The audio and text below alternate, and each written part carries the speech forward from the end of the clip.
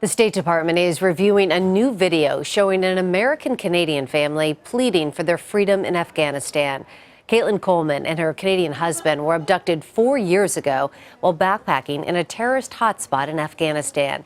The Haqqani Network, a Taliban faction, has held the couple captive ever since. In that time, Coleman gave birth to 2 sons.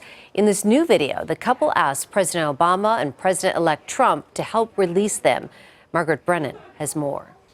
We have waited since 2012 for somebody to understand our problems. The video shows American Caitlin Coleman and her Canadian husband Joshua Boyle, along with their children, for the first time.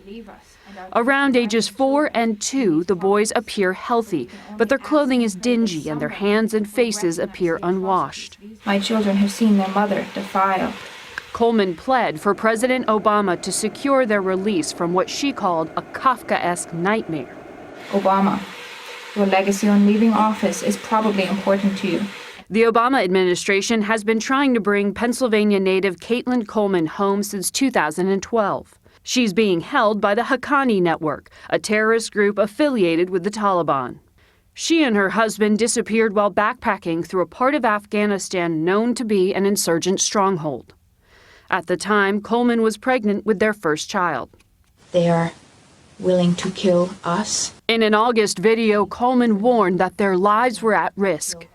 The Haqqani Network also held U.S. Army Sergeant Bo Bergdahl for 5 years, until President Obama traded him for 5 detainees from Guantanamo Bay Prison in 2014.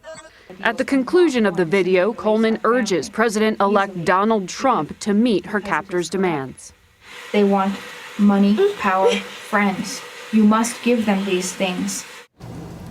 CBS News Foreign Affairs correspondent Margaret Brennan is following the latest from Washington. Margaret, what's the Haqqani Network's motive for holding this family hostage?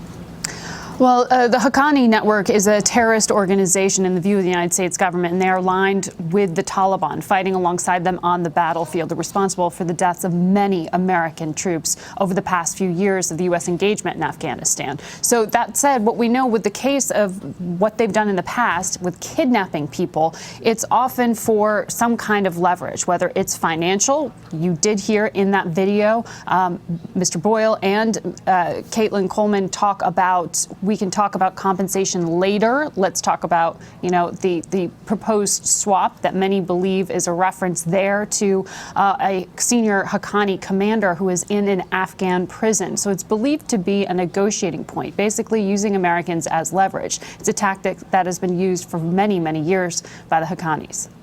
They have been held captive since 2012. Why hasn't the U.S. government been able to broker a deal since then? It's been a really difficult case. This isn't the first hostage video we've seen. This is the first time they've ever shown the children. And that's interesting because there was a deal in the works that the Gulf Arab country known as Qatar was in the middle of. They have diplomatic relations with the Taliban, and they were helping Canada and the U.S. try to negotiate here. The thing is the Haqqani networks and groups within the Haqqani network are often hard to navigate. It's hard to find these individuals as well in that largely ungoverned province between Afghanistan and Pakistan.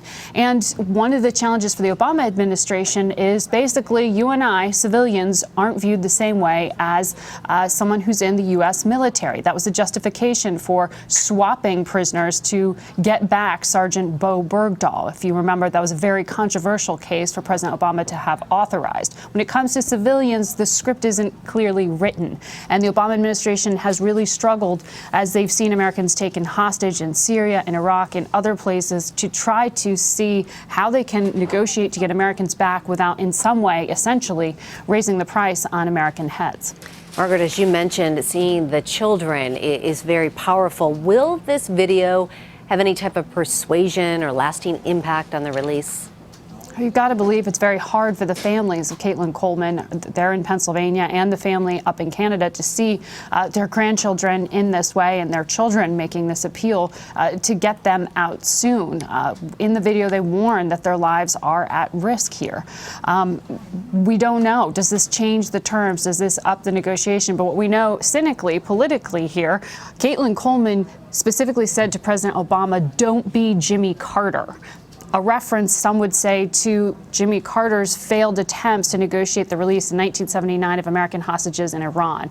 Her message meaning, you're going to regret because history will remember you not bringing us home. That appears to be a script written for her to make that point, that in the final days of the Obama administration, there's a window where they can come home. Interesting, though, she also turned and addressed Donald Trump, specifically laying out, we want money and we want respect are the demands of my captors.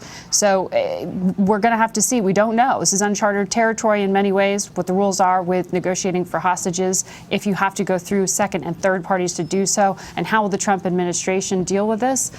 We haven't heard any comment just yet. All right, uncharted territory indeed. Margaret Brennan, thank you.